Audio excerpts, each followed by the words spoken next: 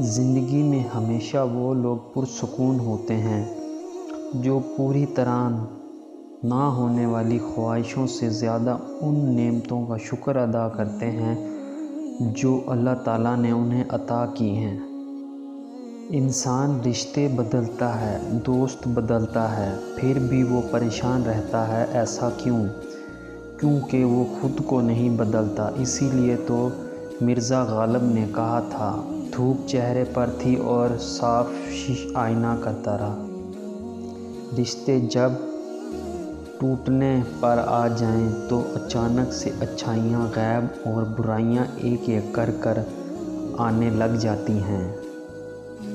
دنیا کا سب سے اچھا تحفہ وقت ہے۔ اگر کوئی آپ کو وقت دیتا ہے تو اپنی زندگی کا بہترین پل آپ کو دیتا ہے جو کبھی لوٹ کر نہیں آتا۔ اپنوں کو ہمیشہ اپنا ہونے کا احساس دلاؤ، ورنہ آپ کے اپنوں کو آپ کے بغیر جینا سکھا دے گا۔ انسان جب زندگی کے امتحانوں سے گزر کر پتھر ہو جائے تو کوئی دل دکھا بھی دے تو اسے برا نہیں لگتا۔ اگر آپ صحیح ہیں تو کوئی صفائی دینے کی ضرورت نہیں ہے، بس صحیح بنے رہیں، وقت ایک دن خود ثابت کرے گا۔ جس انسان کو جتنا زیادہ غصہ آتا ہے وہ انسان اتنا ہی زیادہ پیار کرتا ہے اور اس کا دل ہمیشہ صاف رہتا ہے۔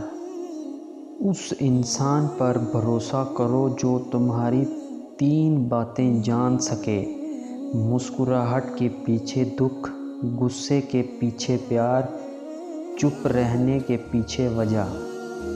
آنسو بہانے سے کوئی اپنا نہیں ہوتا، جو اپنے ہوتے ہیں وہ رونے کہاں دیتے ہیں۔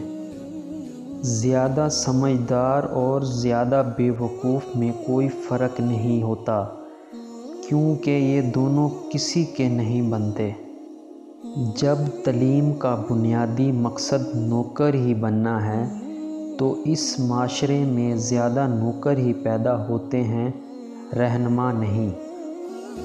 رشتوں کی وفا کے لیے رابطہ ضروری ہے، کیونکہ اگر بھول جانے سے اپنے ہاتھوں سے درخت لگایا وہ بھی سوکھ جاتا ہے۔